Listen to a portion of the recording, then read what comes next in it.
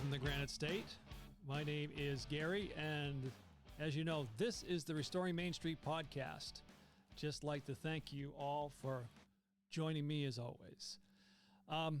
It's been a little bit. I apologize for that. I know that any of you that follow me on Facebook, though, have caught a couple of, shall we say, live feeds there. I started to do a commentary on the ride into work in the morning from time to time, and I call that particular segment Pump the Brakes, and you can catch that on Facebook. And then if I have something to say in the afternoon, I stole an old local radio station afternoon program. There was a couple of gentlemen years ago that used to do something out of Portsmouth, and their program was affectionately called The Ride. So if you catch me in the afternoon, if I'm doing commentary live on Facebook, that's the moniker you will notice. Again, that's Pump the Brakes in the morning and The Ride on the way home in the evening. If you're so inclined, fortunate, lucky, however you want to look at that. But anyway, just wanted to take, like I always say, just a few minutes of your time. Sometimes it's more truthful than not. Sometimes I go quite lengthy, but hoping not to do so tonight. I just want to hit one particular piece of information, share that with you, and then let you go and do some little bit of digging on your own.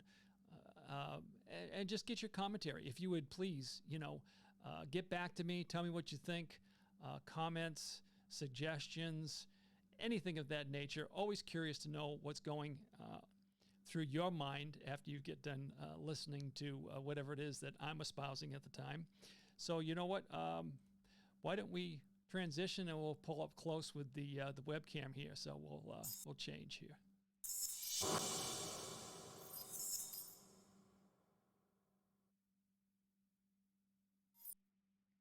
And there we go. So, hey, been a while. Hope you all, like I said, are doing well, considering, not much has changed out there right now. And I know we all know this. Not hard to figure out, is it? Still paying an arm and a leg at the grocery store.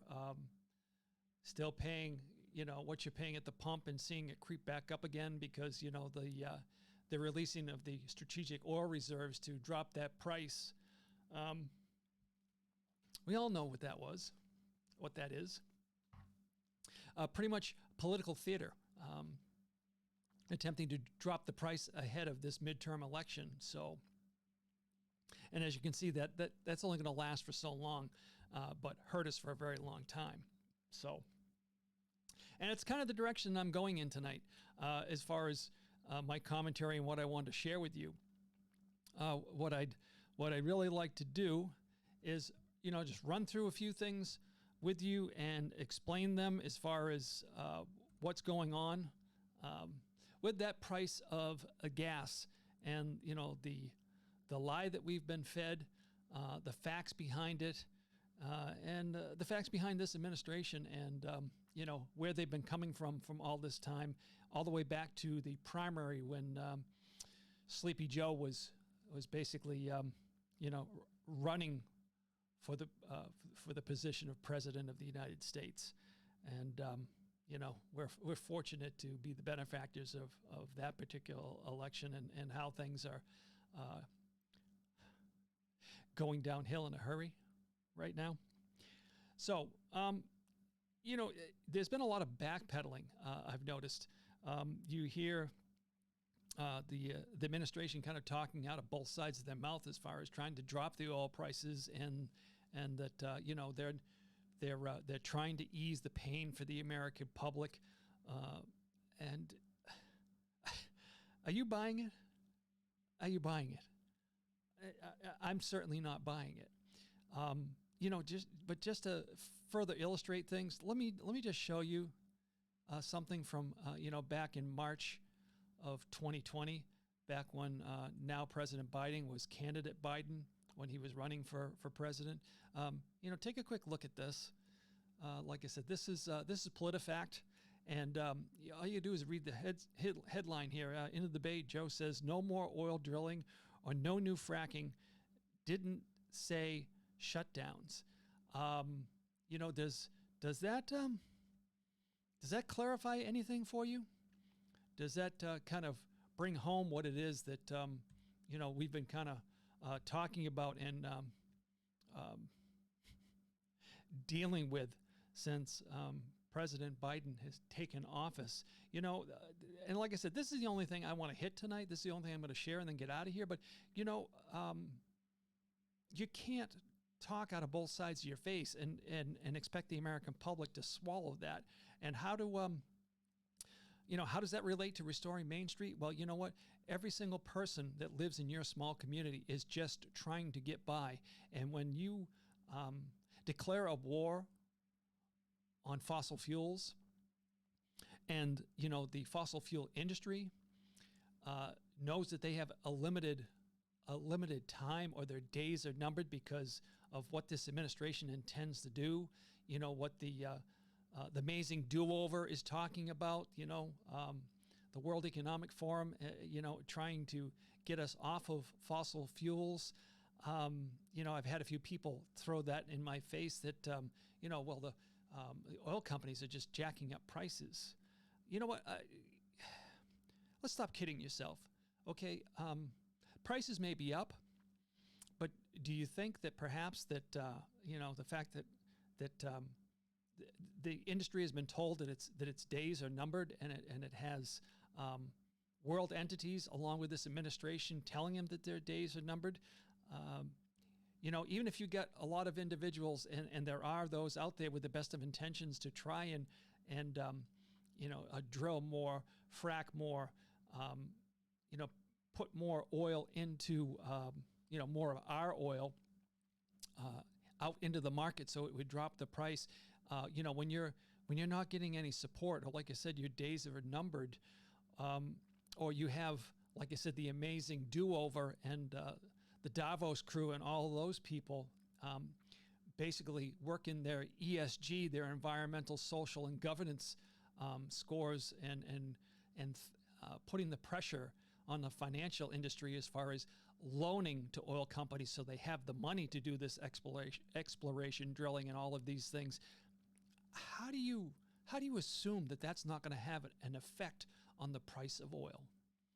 How do you assume, like I said, that maybe there's some individuals in the oil industry that are throwing their hands in the air and saying, okay, well, then we'll just keep producing what we can, and this is what the price of oil will be, and Sleepy Joe can go over to over the Arab countries and beg and plead that Saudi Arabia would increase their production so that somehow we could buy more oil from them, more of their dirty oil instead of our clean, fracking and the stuff we were doing in this country back in the past administration. Why would we want to do that? Because that would actually lower the cost of oil. But you can't keep the lie going. You can't. You just can't. And you know what? Here's the thing. I wanted to share with you. Like I said, that's why I'm trying to keep this fairly quick this evening. But I just want to share with you, and I'll give you this gentleman's. Maybe I'll give you this gentleman's background first. I'll show you that first. Let me just slide this over here, and you can take a peek at this. I will add all the links like I always do in the description when I post this podcast. But Lawrence H. Summers was on Bloomberg today during the recording. And for those of you that don't know who Lawrence is the president, and I know I'm going to get this wrong, emeritus of Harvard University. During the past 2 decades, he has served in a series of senior policy positions, including vice president of development economics and chief economist of the World Bank, the undersecretary of the Secretary for International Affairs, director of the National Economic Council for President Obama, for the Obama administration back in 2009 to 2011, and the Secretary of the Treasury of the United States from 1999 to 2001. And why is this significant? Well, it's significant because of this. This is what Mr. Summers had to say. Let me play this for you on Bloomberg today. Go. And Rick Reeder of BlackRock on a Federal Reserve dealing with multiple crises close to the zero bound.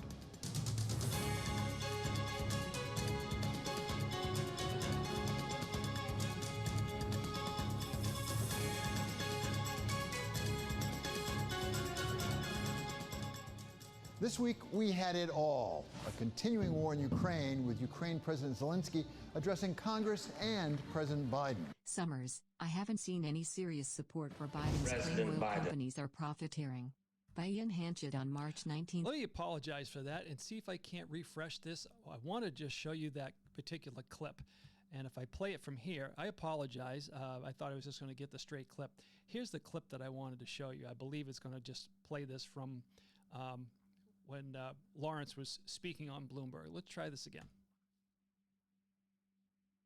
One of the things that certainly people at the pump are feeling right now is the price of gas. And we had the president this week weigh in a tweet, actually really saying, wait a second, the price of oil at that point was down to $96 a barrel. Last time it was there, it was only like $3.30 at the pump. Now it's $4.40. It must be that the oil companies are padding their profits. How about that economic analysis?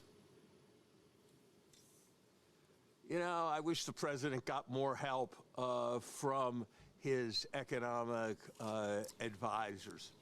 Those spreads between gasoline prices and refined prices vary substantially on a range of factors. There's lags between the price of oil and the price of gasoline. When natural gas is in short supply, when diesel is in desperately short supply, it affects the mix of products that refiners provide in ways that change that spread. Maybe there is a basis for thinking that profits are being padded, but there's nothing that would support that in the president's tweet, and I haven't seen any analysis coming out of the administration or any place else that provided serious support for that. Look, at a time when we have a war to fight, at a time when energy security is a central issue for us, at a time when over time we're going to have to cooperate with our energy companies on the necessary transition away from fossil fuels, I think we should be very careful about accusing them of bad behavior unless we've got clear evidence. Now, the administration may have clear evidence, and if so, I'll be the first to admit that and to want to look and evaluate the evidence. But this kind of comparison that was contained in the president's tweet, I'm afraid, does not represent that kind of clear evidence. Okay, so that's wanted to play that for you. Wanted to find another clip that I wasn't able to locate, but just wanted to share that with you so that you know who Lawrence Summers is if you didn't know before. That's what he said, and actually that was from back March 19th, 2022. The other clip that I was actually looking for, couldn't seem to find, was that same Larry Summers came out today. Lawrence Summers, I keep saying Larry Summers. Lawrence Summers came out today and basically said that the whole idea of transitioning so quickly, so severely, to renewables and declaring a war on the fossil fuel industry was basically a huge, huge mistake, that we shouldn't be trying to push this agenda so quickly. We should be using an all of the above approach, and that certainly did not mean stopping the use, of fossil fuels. So that's what I really wanted to share with you. I apologize for the clip that I gave to you. That wasn't really the one I was looking for, but that's the one you got. And it just lets you know that even back then, Biden's claim that, or I've had other people on Facebook claim the same thing, that, it's the oil industry that's out there trying to basically destroy, our lives and make things difficult for us. And like I said, how does all of this translate as far as restoring Main Street? Well, restoring Main Street, as far as my page and my look on things, has shifted to let's try and preserve Main Street, because all of this is basically destroying, everyone's lives, whether it be small business or every one of you just trying to afford your everyday groceries and getting back and forth to work. So that's all I really wanted to share with you today. I wanted you to see that PolitiFact post, Biden basically, declaring before he was elected president his intent as far as the oil industry and his attack on it. And then share with you Lawrence Summers, a couple of his opinions as far as the claims that the oil industry is the bandit here, or the profiteer, or they're trying to, rape and pillage us. That's really not the case. And I think if anybody's going to have an educated opinion about that, or whether there's enough evidence there, I think Mr. Summers probably has the credentials in order to maybe push back on that. And like I said, he came out today. If you look up Bloomberg, if you go and look for today, I believe it was today's Bloomberg report, he was on there basically saying that, our move for renewables and just chopping off, our nose to spite our face as far as the need and use for oil and natural gas and gas to keep prices in check, and our lives and our budgets a whole lot closer to what we'd rather be operating at, and a livable level, affordable, available, and possible. That's where we need to be. And that's all I wanted to share tonight, really. I'm going to try in the future, like I said, to make a lot of these a whole lot shorter, quicker. Just share with you maybe a quick piece of information that I don't necessarily think that the Main Street media will pick up and share with you. And like I said, all of it in the eye, or the focus, or the relevance of preserving Main Street. How does all of this affect you? Well, every time, like I said, you go to the store, whether you go downtown here in Rochester, try to grab a bite to eat, and you see the cost going up there, or you see maybe menus shrinking because establishments can't afford to offer everything they did before and still cover their overhead and everything that they need to do in order to stay relevant and survive and still eke out a living. Every time you go to the grocery store, I don't need to tell you, but I'm just reminding you. And this is part of the reason why. This is the real reason why. And I know people out there, I know all of you out there are awake, and the ones that are paying attention are not believing the lie anymore. Well, this joker, this talking out of both sides of their face as far as this administration and how it's affecting all of us, Granite Staters alike, and all across this country. It's a lie, it's a joke, and it needs to stop. So, all right, that's the end of that. If you'll give me just a quick second here, let me run a little spot for my poetry book, and then I'll be back to close out the show.